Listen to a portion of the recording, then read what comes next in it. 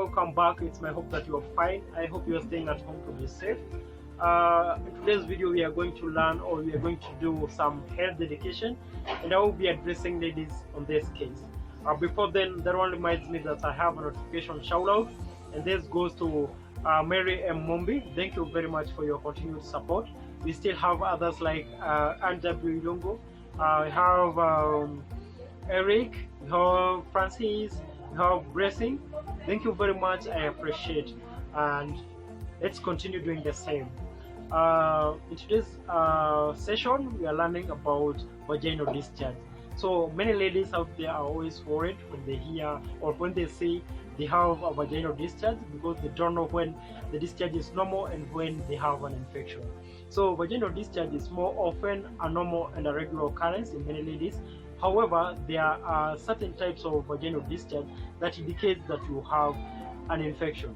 So most of the time the discharge is perfectly normal. It can vary in order, color and amount. So a normal discharge ranges from a clear to a milky whitish discharge, okay? And that depends on the time of the cycle. So still it depends with if you're ovulating, you will have more of the discharge. When you are breastfeeding, the same, and still when you are sexually aroused. So there is that you need to note that that's a normal discharge. You don't have to get worried about that. Then there is a clear and stretchy mucus. This one is also a discharge, but this one indicates it's very normal because it shows that you're on your fertile days, or it indicates fertility. So there is another one that is, we have a slight spotting or brown discharge with maybe blood stained. This obviously, or most of the times, occur during the mid-cycle, so you don't have to worry about that. That's very normal. Then there is a yellow discharge. A yellow discharge indicates an infection. So if you happen to see a vaginal discharge that is yellowish, you need to see your physician, because you may be having a bacterial infection or a sexually transmitted infection. So you need to see a physician on that. Then there is a brown discharge.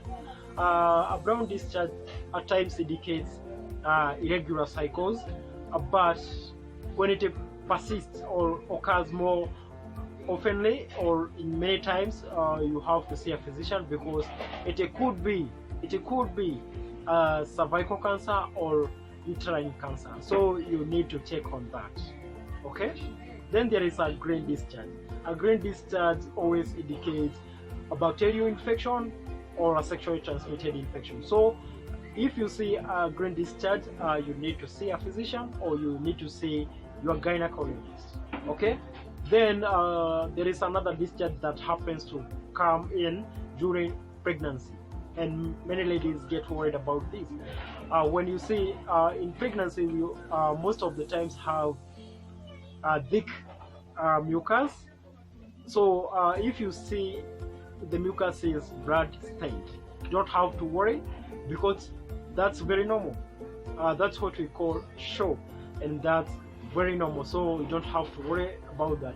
But you may get worried when you see active bleeding, because that indicates a very serious thing. So you need to see a physician, or you need to visit a gynecologist on that.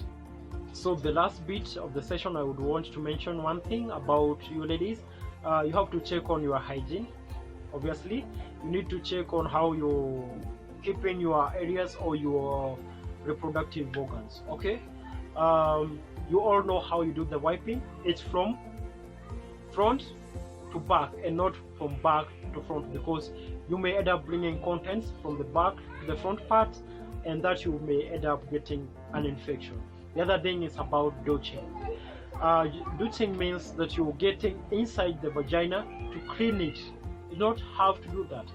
Your body has a way of keeping or has a way of cleaning your vagina, so you don't have to get in there and do the cleaning, because that one will interfere with with the normal flora or the normal bacteria in your vagina that always protect you from getting infections. So there is also another thing to mention about the soaps that you use, ladies. You need to check on that. Avoid perfumed soaps, avoid detergents when you're cleaning your genitals, because they will interfere with the normal flora, as we have said, that protect you from getting infections. Okay, then you also need to stay shaven. You need to stay clean, because when you have that pubic hair around your genitals, they will be, or they act like breeding grounds for bacteria and other things, so they may end up getting in your genitals and you get an infection. Okay, so check on that and all will be well. So I hope you have learned something. So let me know where it's not clear. I will clarify that. So in the meantime, have a good time, take care, and stay home to be safe. Okay.